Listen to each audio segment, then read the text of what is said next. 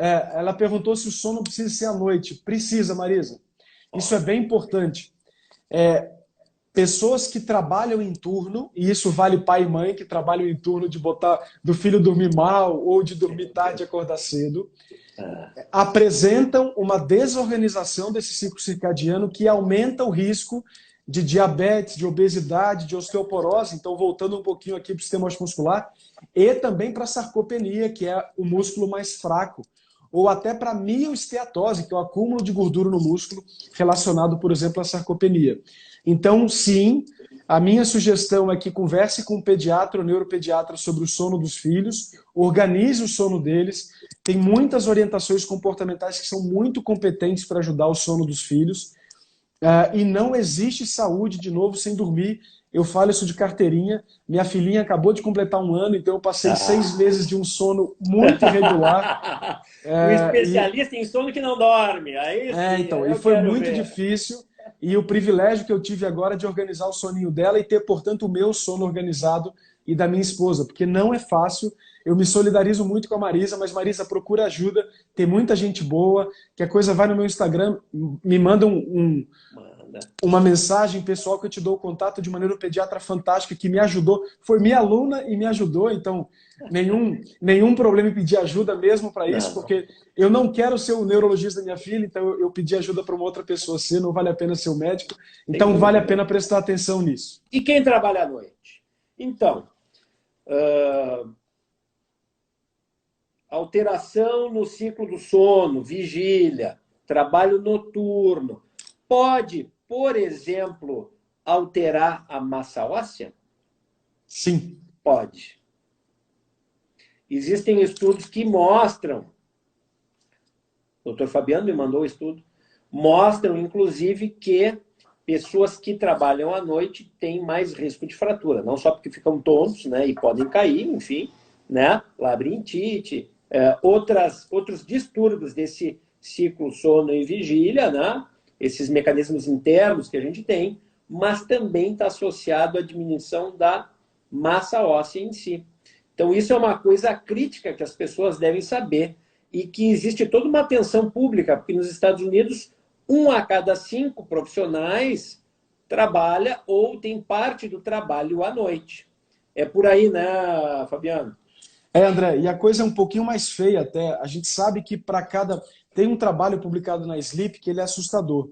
Para cada 10 anos de trabalho de turno, você vive 1 ano a menos que a média da população. Jesus Cristo. Então Ainda bem assim, que eu para a não gente. faço meu plantão noturno, ainda bem. Mas pensa, André, você fez muito tempo, provavelmente, assim. Então, Bah, o custo para o corpo. E, na verdade, assim, inclusive isso é bem interessante falar, porque eu acho que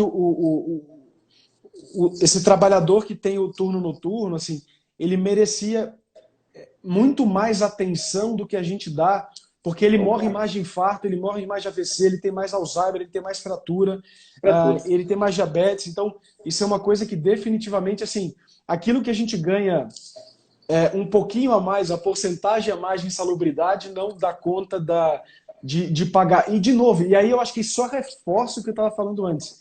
Não existe substituto adequado para um mecanismo ridiculamente complexo como o sono, por tantas camadas e tantas etapas distintas que ele cumpre no corpo. Então, mesmo de dia, não adianta.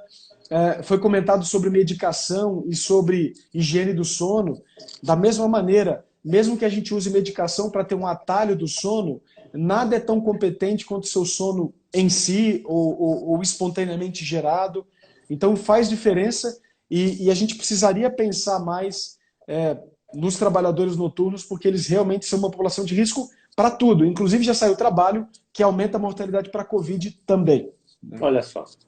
Bom, nesse estudo que o Dr. Fabiano estava citando e outros há, mostra que existem marcadores de reparo ósseo que estão realmente alterados nessas pessoas que trabalham de noite ou que invertem os ciclos, né?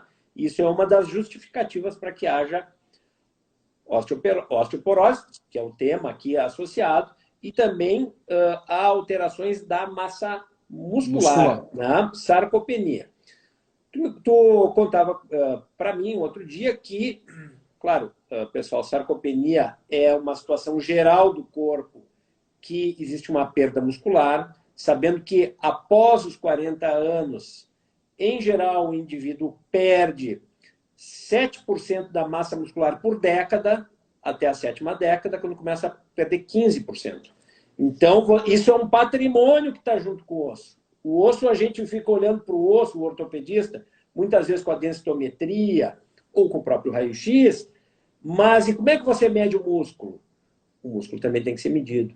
Pode ter antropometria, há outros recursos também, e essa dobradinha osso e músculo que está junto é muito parecido, tem muitas causas, mas não é exatamente a mesma coisa.